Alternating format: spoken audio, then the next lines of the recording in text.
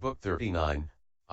Entry into the Realm of Reality, continued. I know this means of access to perfect wisdom, which is the array of total mindfulness. How can I know the practice or tell the virtues of the enlightening beings whose minds are like space, whose intellects are broad as the cosmos, whose mental flow is based on accumulated virtue, who have attained transmundane understanding, who do not practice worldly ways, who have attained the eye of the light of knowledge without obscurity, who clearly discern all realms of reality, whose awareness is infinite as space, whose eyes are mindful of all objects, who are filled with the light of the state of non-obstruction, who are skilled in analyzing all doctrines, meanings, and statements, who are not overcome by any world, who conduct themselves well according to worldly standards and are irreproachable in any worldly state, who are intent on the well-being of all worlds, who are a refuge for all beings, who know the manners and courtesies of speech of all worlds, who can give the appearances of dress and habitation of all worlds as they wish, and who are masters of all wheels of time. Go south, to the land called Trinayana, where a monk named Sudarshana lives. Go ask him how an enlightening being is to learn and carry out the practice of enlightening beings. Then Suddhana paid his respects to Matrayani and left. Sudarshana then, contemplating the profound discernment of enlightening beings' knowledge, the profound attainment of the base of the reality realm, the profound knowledge of all subtleties, the profundity of the conceptuality of the world, the profundity of the base of non-doing, the profundity of the base of the mental stream, the profundity of the base of interdependent origination, the profundity of the plane of truth in terms of inherent nature, the profundity of the plane of truth in terms of the conventions of sentient beings, the profundity of the ground of adornment of the cosmos, the profundity of the plane of observation of the operation of the body, and the profundity of the ground of the world of action and thought. Suddhana made his way to the land of Trinayana.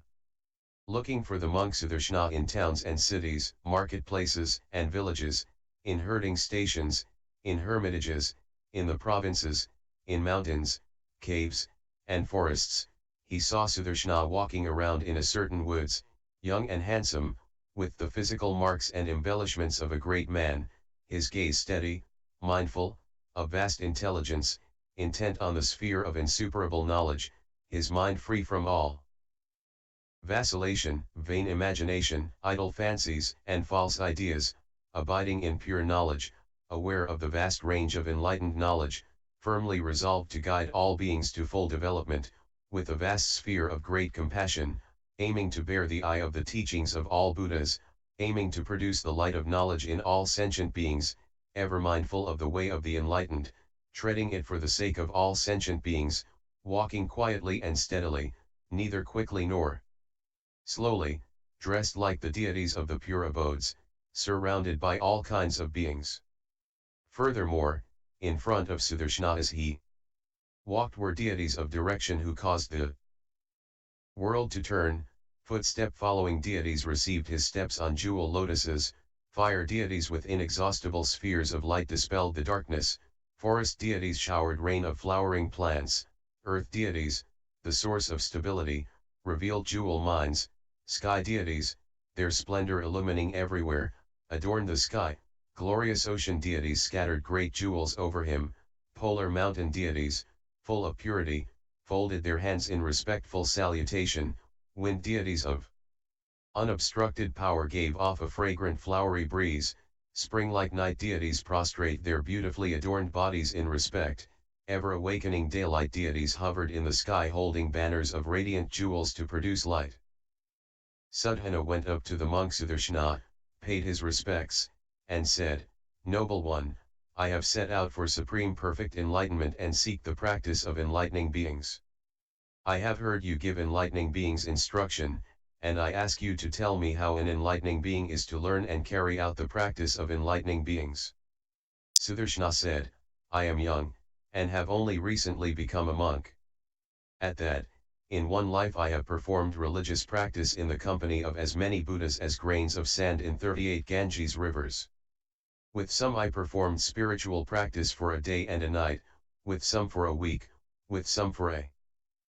fortnight, with some for a month, with some for a year, with some for a century, with some for a millennium, with some for 100 millennia, with some for 1,000,000 years, with some for 1,000,000,000,000 years, with some for untold, inexpressible numbers of years, with some for an intermediate eon, with some for half an eon, with some for an eon, with some for as long as untold, inexpressible numbers of khans, and from all those Buddhas I heard explanation of the teaching and received instruction. My vows were purified, my sphere of practice entering into the realm of realization was purified, the oceans of transcendent ways were fulfilled, I perceived their mystical transformations on attainment of enlightenment, I remembered their successive cycles of teaching without confusion, I realized the equality of their powers, and I preserved their instructions till the end of the right doctrine. I also realized all those Buddhas' past vows for the purification of their Buddha lands, by the power of accomplishment of concentration on the sphere of vows. I also realized all those Buddhas' past enlightening practices for the purification of their own practice, by the power of attainment of concentration entering into all practices. I realized all those Buddhas' purification of the transcendent ways, by the power of setting out on universally good practice. Furthermore, as I walk here, all realms flow toward me because of keenly observant knowledge being brought to the fore, all worlds flow away from me for the purification of passing over untold worlds in a single thought, by the power of accomplishment of great vows. In a single thought untold practical principles for sentient beings appear to me, for the fulfillment of the knowledge of the 10 powers, by the power of carrying out the vows of practice of universally good enlightening beings. In a single thought the purities of visions of untold Buddha lands appear to me, so I may honor, attend, and serve as many Buddhas as atoms in untold Buddha lands, by the power of carrying out the vow to serve former and future Buddhas. In a single thought the teachings of untold Buddhas occur to my mind, by the power of carrying out the vow to remember wheels of teaching accompanied by countless ways of proceeding with the teachings in action. In a single thought, untold oceans of enlightening practices appear to me, for the purification of all spheres of practice, by the power of carrying out the vow to fulfill the practices of enlightening beings, which are all interrelated. In a single thought, untold oceans of concentrations become manifest to me, for the purification of all spheres of concentration, by the power of carrying out the vow to comprehend all ways of concentration in one way of concentration. In a single thought untold oceans of faculties appear to me, for adaptation to all faculties and times, by the power of carrying out the vow to attain the faculty of ultimate mindfulness. In a single thought, untold wheels of time are manifest to me, for conveying timely teachings, by the power of carrying out the endless vow to continue till the end of sentient beings. In a single thought, untold oceans of all pasts, presents, and futures appear to me, for the definition of past, present, and future in all worlds, by the power of carrying out the vow for illumination of comprehensive knowledge. So I know the enlightening liberation, the lamp of knowledge which is never extinguished. How can I know the practice or tell the virtues of the enlightening beings with adamantine will, who are born in the families of all Buddhas, who have undying life roots, whose light of knowledge is never extinguished, who have indestructible bodies, whose magical forms are without end, who embody the principle of relativity, who appear to sentient beings according to their mentalities, whose bodies appear like those of all beings in color, form, and size, whose bodies are not harmed by fire, poisons, or weapons, whose beings are invulnerable as adamantine mountains, who vitiate the power of all demons and opponents, who shine like mountains of gold, whose bodies stand out among all beings, whose bodies are perceived by all beings, who are heard of everywhere, who are looked up to by all sentient beings, who are minds of the earth of all truths, who illumine all quarters, who are seen without opposition because they have destroyed the mountains of obstructions, who are seen as supreme heroes because they extirpate all roots of evil, who are a welcome sight because they are products of many virtues, who are like Yudambara flowers because they very rarely appear. South of here, in the land of Shramanamandala, is a city called Sumaka, where a boy named Indra Yeshvara lives? Go ask him how an enlightening being is to learn and carry out the practice of enlightening beings. Then, intent on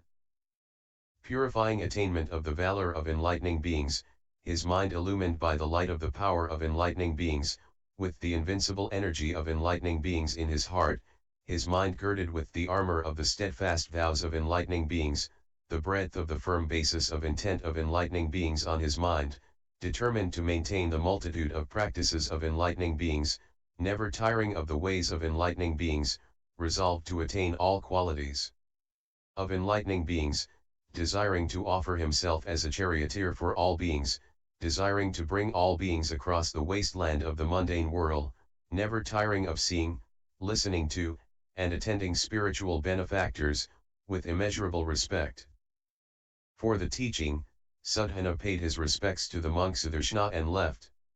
Indra Yeshvara thinking about the instruction of Sudarshana, applying it, passing it on, investigating it, talking about it, revealing it, contemplating it, approaching it, following it, reflecting on the principle of his teaching, entering into it, bringing it near, analyzing it, explaining it, elucidating it, pondering it, Sadhana, surrounded by celestial beings, spirits, and cherubim, made his way to the city of Sumukha in the land of Shramana Mandala, looking for the boy Indra Yeshvara. Then, when Sadhana got to the city Sumukha, near a river junction, he saw Indra Yeshvara, surrounded by 10,000 boys, playing in the sand. He went up to Indra Yeshvara, paid his respects, and said, "Noble one, I have set my mind on supreme perfect enlightenment, but I do not know how an enlightening being is to learn and carry out the practice of enlightening beings." Indra Yeshvara said, "I have been taught writing and mathematics by Manjushri, and have been led into the door of knowledge encompassing higher knowledge of all practical arts. So I know all the various arts and crafts and sciences in the world dealing with writing, mathematics and symbols, physiology, rhetoric, physical and mental health, city planning, architecture and construction, mechanics and engineering, divination, agriculture and commerce, conduct and manners, good and bad actions, good and bad principles, what makes for felicity and what for misery, what is necessary for the vehicles of Buddhas, disciples, and individual illuminates, what is necessary for Buddhahood, and behavior linking reason and action. I know all these sciences, and I also introduce and teach them to people, and get people to study and practice them, to master and develop them, using these as means to purify, refine, and broaden people. I myself know enlightening beings' method of reckoning, which goes like this: 100,000 is a koti squared is an aota squared is a nyota squared is a bimbara squared is a kinkara squared is an agara squared is a pravara squared is a mapara squared is a tapara squared is a sima squared is a yama squared is a nema squared is an avaga squared is a mrgava squared is a vriga squared is a vigava squared is a samkrama squared is a visara squared is a vibhaja squared is a vihangha squared is a vishoda squared is a vivaha squared is a vibhakta squared is a vikeda squared is an ilana squared is an avana squared is a thavana squared is a viparya squared is a samaya squared is a vidarna squared is a hichura squared is a vikara squared is a vyavasta squared is an abhyajata squared is a vishishta squared is a nilamba squared is a harada squared is a vikshoba squared is a halada squared is a hari squared is an alaka squared is a drishvanta squared is a hituna squared is an ella squared is a dumla squared is a kashamu squared is an iluta squared is a balyuta a Balyata squared is a Samata squared is a Visata squared is a Pramatra squared is an Amantra squared is a Bitra squared is a Gamantra squared is a Namantra squared is an Ahimantra squared is a Vimantra squared is a Paramantra squared is a Shivamantra squared is a Dalu squared is a Valu squared is a Jalu squared is a Kilu squared is a Nilu squared is a Balu squared is a Kalu squared is a Selu squared is a Pelu squared is a Milu squared is a Sarada squared is a Barudu squared is a Kiladu squared is a Malyadu squared is a Samalu squared is an Athava squared is a Kumala squared is an Agava squared is an Adaru squared is a Halura squared is a Marayu squared is a Karana squared is a Dana squared is a Pramada squared is a Nigama squared is a Nupavarta squared is a Nirdasa squared is an Akshya squared is a Samhuta squared is a Mamama squared is an Avada squared is an Utpal squared is a Padma squared is a Sankhya squared is a Gadi squared is an Upama squared is an Apamaya squared is incalculable, and incalculable to the fourth power is measureless, a measureless to the fourth power is boundless, a boundless to the fourth power is incomparable, and incomparable to the fourth power is uncountable, and uncountable to the fourth power is unqualied, and unequal to the fourth power is inconceivable, and inconceivable to the fourth power is immeasurable, and immeasurable to the fourth power is unspeakable, and unspeakable to the fourth power is unspeakably unspeakable, and unspeakably unspeakable squared is untold. He counted out the grains of sand in the miles-wide mass of sand before him, telling how many grains of sand there were, and how many unspeakable numbers of grains of sand there were. Then, having indicated this by these conventions of enumeration, he said, "This counting device serves enlightening beings for the succession of worlds. By this method of counting they count the multitudes of worlds in the 10 directions. This method of counting serves enlightening beings in indicating the worlds in the 10 directions in an orderly continuum. By this method of counting, enlightening beings count the string of names of the worlds in the 10 directions. As in the case of indications of the string of names of worlds, in the same way this method of counting serves enlightening beings in indicating the successions of names of eons, Buddhas, doctrines, sentient beings, actions, and indeed everything in the 10 directions. I know this light of knowledge of enlightening beings which is characterized by higher knowledge of all arts and sciences. How can I know the practice, tell of the virtues, indicate the range, show the sphere, describe the power, show the will, elucidate the preparation, explain the commitment, show the conduct, illumine the purity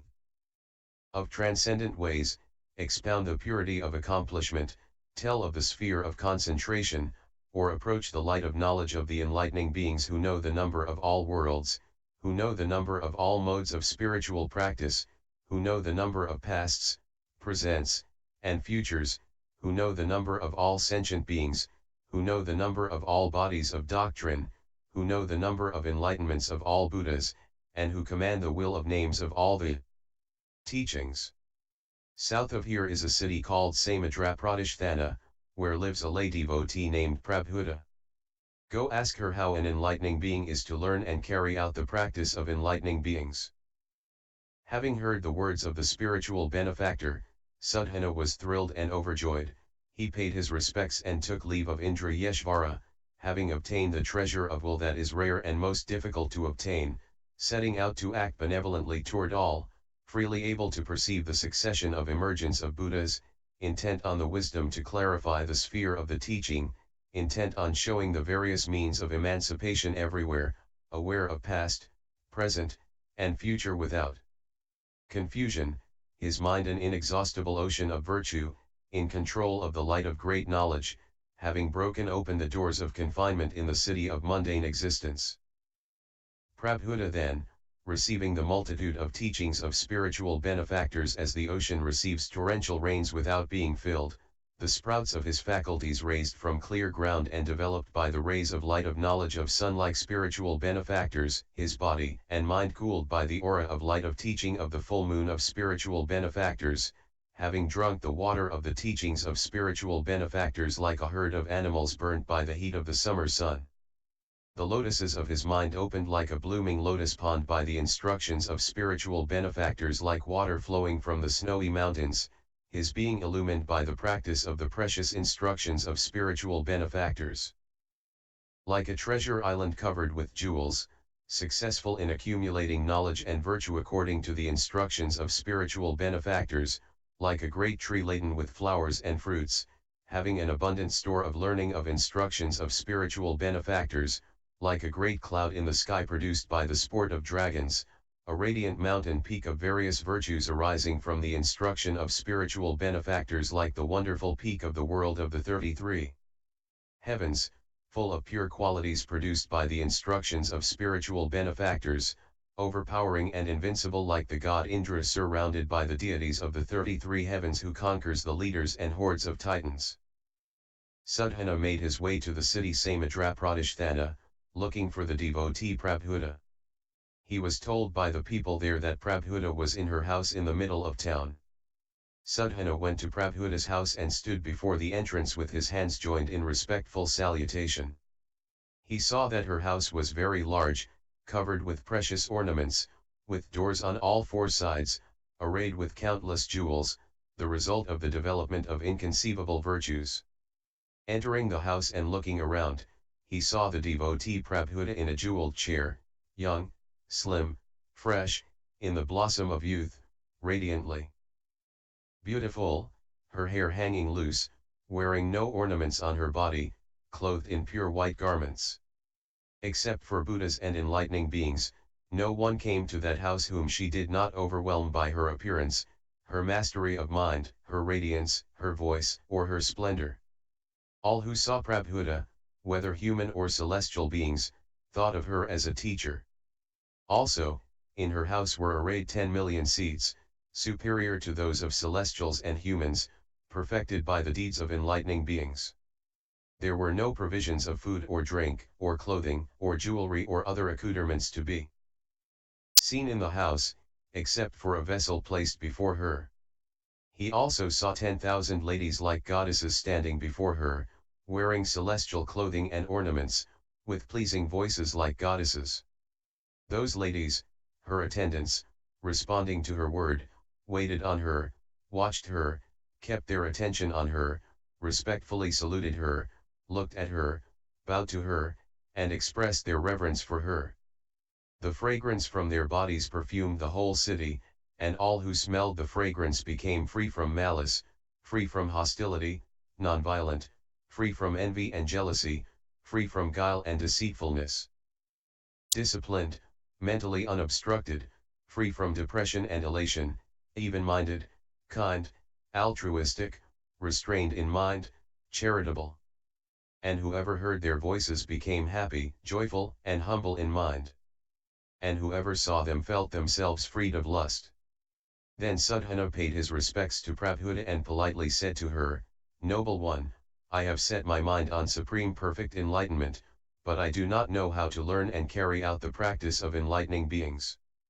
I hear you give enlightening beings instruction, so I beg of you to tell me how an enlightening being is to learn and carry out the practice of enlightening beings." She said, "I have attained an enlightening liberation which is an inexhaustible treasury of manifestations of good. From this one vessel I satisfy sentient beings of various tastes with food conforming to their wishes, with various sauces and spices, of various colors and aromas.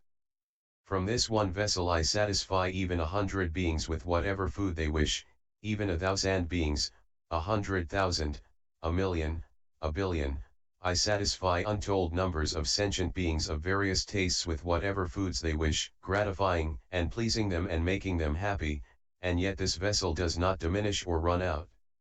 In this way, even if as many sentient beings as atoms in a continent, or 4 continents, or 1,000-world universe, or a million-world universe, or a billion-world universe, or even if as many sentient beings as atoms in untold Buddha lands come to me with various tastes, I satisfy, please, and delight them with foods according to their wishes, with various sauces, spices, colors, and aromas, yet this vessel never diminishes or runs out, it is never depleted or exhausted. Even if all the beings in all worlds in the 10 directions, with various tastes and desires, should come to me, I would satisfy them all with whatever food they wished. And as with food, so also would I satisfy and please them with various kinds of drinks, various delicacies, various couches, various clothing, various flowers, various garlands, various fragrances, various incenses, various unguents, various aromatic powders, various jewels, various ornaments, various conveyances, various parasols, various banners, various pennants, and various kinds of utensils. Furthermore, any Buddhist disciples or individual illuminates in their last embodiment in one world in the East who attain the fruit of discipleship or individual illumination all do so after having eaten my food.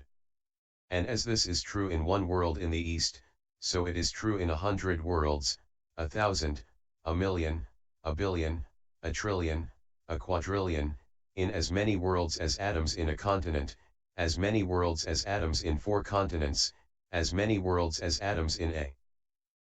1,000-world universe, as many worlds as atoms in a million-world universe, as many worlds as atoms in a billion-world universe, up to as many worlds as atoms in untold Buddha lands. All those who realize the fruit of discipleship or individual illumination do so after having eaten my food. And as this is true in so many worlds to the East, so it is true in the worlds in all 10 directions. The enlightening beings in one world in the East who are bound to attain enlightenment in one life all sit on the side of enlightenment, conquer the demons, and realize supreme perfect enlightenment after having eaten my food. The same is true of the enlightening beings to realize